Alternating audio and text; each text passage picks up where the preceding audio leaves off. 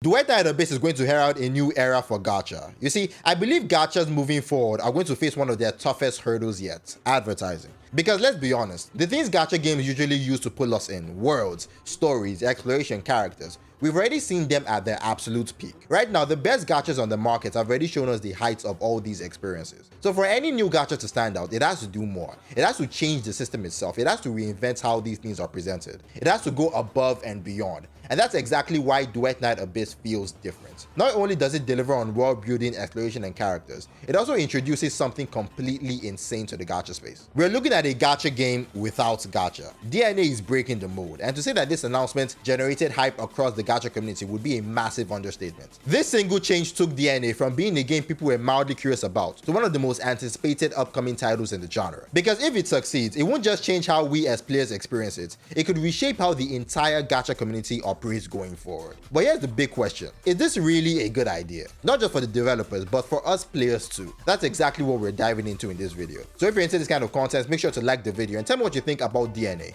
Are you excited for the combat, exploration, characters, and potentially the storytelling? Or are you skeptical about a Gacha game without the Gacha system? Drop your thoughts in the comments, and of course subscribe and hit the notification button on any of my future videos. Alright, let's get into it. So for a bit of history, DNA was announced all the way back in 2023. Now admittedly, I was never really interested in this game. And this goes back to what I said earlier about Gacha games going forward. They need to reinvent the wheel. They need to be better. They need to show that they can stand out from the ones that already exist. But here is something I didn't mention before. With all that, whether it's character design, world building, or gameplay, a Gacha game still needs to prove that it can measure up to the current standard. And when I first saw DNA, it honestly did not. It reminded me of when I first saw NCE. Both games didn't just feel up to par, the way they looked, the way they felt, even the way the controls came across. It felt more like a mobile game that I could play on PC rather than a true PC game that I could also enjoy on mobile. And I think that's a mistake Gacha companies keep making with their first announcements. When you announce a Gacha game for the very first time, it has to have a certain level of polish, a level of quality, if you want to generate real hype. And DNA, at least back then,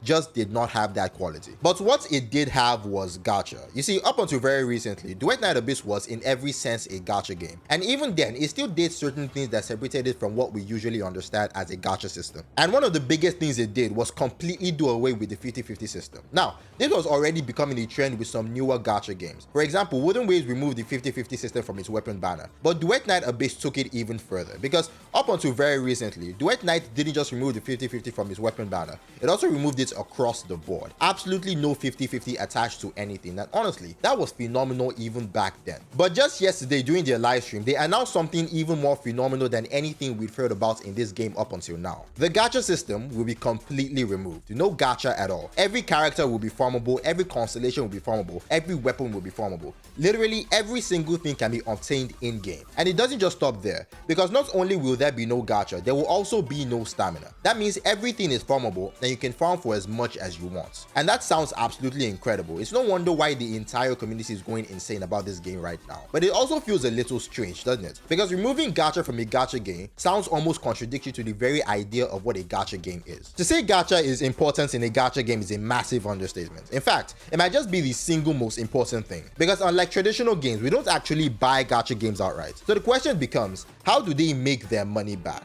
The answer, of course, is the Gacha system itself. By putting paywalls behind characters, weapons, and upgrades, developers create the main source of revenue for the entire industry. This is how most of the biggest Gacha companies today have made their fortunes, which is why Duet Alphabet is such a shocking move. It's going completely against the grain of everything the Gacha space has been built on. But here's the real question: is this a good idea? Well, yes and no, because here's the thing. Every Gacha player with even a little bit of self-respect absolutely detests the Gacha system, and for good reason. Yes, it makes companies money. Yes, it sells characters and weapons. But here's the misconception. Simply putting a price on characters or weapons isn't inherently predatory. That's actually pretty normal in the gaming industry. Where Gacha becomes predatory is in the system built around those prices. It's not just that they sell characters, it's the way they engineer the system to squeeze the maximum amount of money out of players. We're talking about FOMO. We're talking about banners with countdown timers that remind you every single day this character will disappear, maybe for a month, and even in some cases years. And then there's the absolute worst part of the Gacha system, something something I still can't believe is normalized in this space: the 50-50. I hate that term so much. The idea that even after saving for months, even after spending hundreds of dollars on pulls,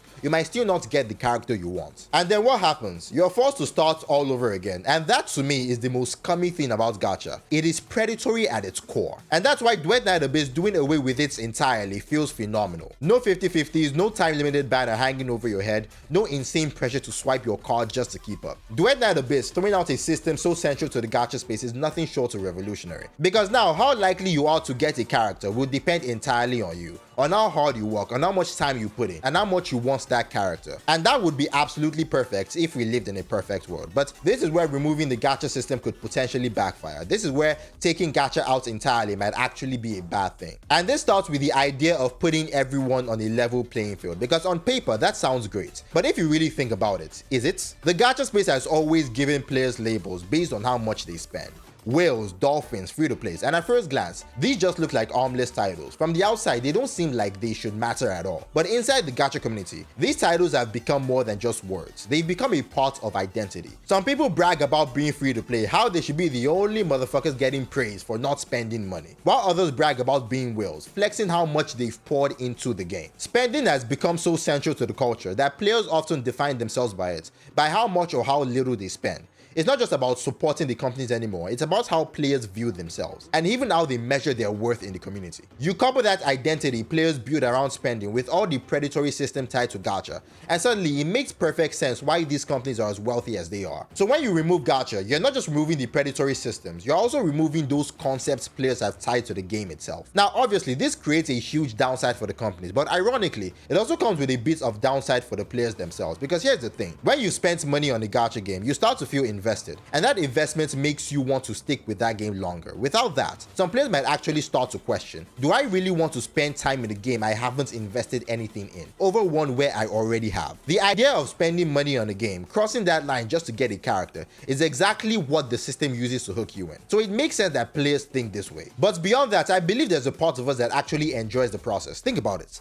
There's entire content built around pulling for characters. It's fun to make, it's fun to watch, and it's become a part of the culture tied to gacha. Spending and investing real money, sometimes hundreds, sometimes even thousands of dollars, just to get something that deep down you know is useless outside the game. Because the moment you stop playing, those characters, those weapons, they don't matter anymore. They only exist within that one digital space, and yet we participate in it willingly. In a system we know is corrupt and exploitative, not only do we participate, we indulge. We invest so much into it because there's a part of us that genuinely enjoys it. So when I think about it, these aren't really cons of removing gacha. They're more like a reality of what it means to exist in the gacha space. But I think we can all agree on this. As much as we hate the gacha system, we also love it. Somehow we managed to take this insane, dreadful system and make it a core part of our community. And now Duet Alphabet is about to flip that entire system on its head by removing gacha completely. And to be honest, what I'm most excited about isn't the showcase, the skins, or even the gameplay itself. It's seeing how much this game will impact the community, because right now